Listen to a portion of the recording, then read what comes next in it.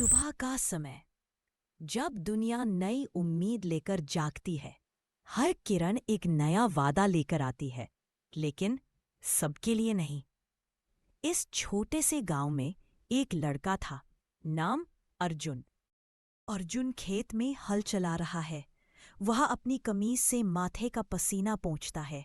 अर्जुन सोचता है, कितना भी मेहनत कर लूं, लगता है भगवान। अरे बेटा, इतनी जल्दी क्यों शुरू कर दिया? थोड़ा आराम कर ले। अर्जुन बोला, माँ, काम जरूरी है। हमें हमें अमीर होना है ना।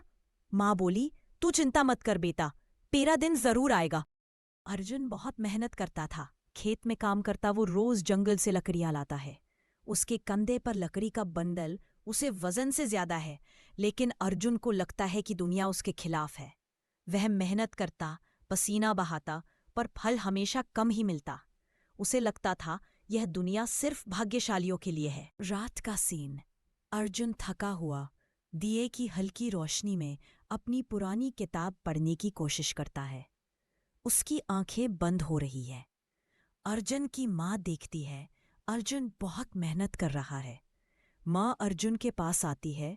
अर्जुन बोलता है, माँ, मुझे पढ़ना है, मुझे अमीर बनना है, ताकि तुम्हें और काम ना करना पड़े। माँ बोलती है, तू हिम्मत मत हारना, बस यही सबसे बड़ी दौलत है। अगली सुबह अर्जुन गांव के रास्ते पर चलता है। दो पड़ोसी उसके बारे में फुसफुसाते हैं। पड़ोसी बोलते हैं, यह लड़का कभी कुछ नहीं कर पाएगा, इसके भाग्य में सिर्फ मेहनत लिखी है। हाँ, इतना पढ़ लिख कर भी क्या फायदा, किस्मत ही साथ नहीं दे रही। एक रहस्यमय शांत बूढ़ा आदमी आता है। सफेद दाढ़ी, चमकती आंखें, धीमा और आत्मविश्वासी कदम। अर्जुन को उदास बैठा हुआ देखकर पूछते हैं, बेटा, क्यों इतना टूटा हुआ लगता है? तुम्हारी आंखों में इतनी उदासी क्यों है? अर्जुन, माफ करना बाबा, मैं बस कभी कभी लगता है कि भगवान मेरी नहीं सुनते।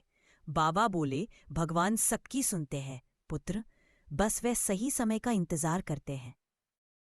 बूढ़े आदमी के जाने के बाद अर्जुन उस पत्थर को टकटकी लगाकर देखता है, फिर जेब में पत्थर रखकर अपना कम करने लगता है।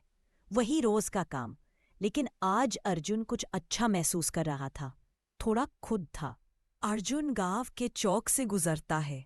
लोग फिर से उसे देखकर बातें बनाते हैं और उसका मजाक उड़ते हैं, लेकिन अर्जुन आज थोड़ा अच्छा लग रहा था। उसका मन आज शांत है। रात का सीन। अर्जुन अपने झोपड़ी के बाहर चुपचाप आसमान की ओर देख रहा है। वह अकेला है, दिया जल हुआ है। अर्जुन खुद को छोटा और कमजोर महसूस करता है। भगवान, क्या मेरे लिए भी कोई दिन आएगा? मैं कब तक अकेला लड़ता रहूंगा? ये पत्थर, ये भी बेकार ही निकला। सब सो चुके हैं, अर्जुन भी सो जाता है। अगली सुबह अर्जुन फिर खेत में काम कर रहा है, पहले से ज्यादा उदास। उसका दोस्त जौहरी आता है। जौहरी खुश मिजाज है, शहर से आया है और रत्नों का काम सीख रहा है। जौहरी बोलता है, ओए अर्जुन, तू फिर उदास? क्या हुआ यार जौहरी, शहर से तू आया बता, हूं और तू बहुत यहाँ मिट्टी दिनों में बाद मिला आया। हुआ है। जौहरी बोलता है, क्या बताऊं? रत्नों का काम सीख रहा हूं, हीरे मोती की परख करना। अर्जुन को याद आता है, उसके पास भी एक पत्थर है, वो जौहर को बताया है, और दोनों उसके घर चले जाते हैं पत्थर देखने। दोस्त के आने से अर्जुन खुश है।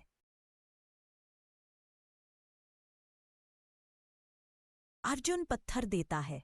जौहरी थोड़ा हंसता है, पर जैसे ही उसे हाथ में लेता है, उसका चेहरा बदल जाता है। अर्जुन, ये बहुत ही कीमती रतन है, अनमोल हीरा नहीं, ये उससे भी ज्यादा दुर्लभ हीरा है, समझा तू? अर्जुन और जौहरी एक दूसरे को देख रहे हैं।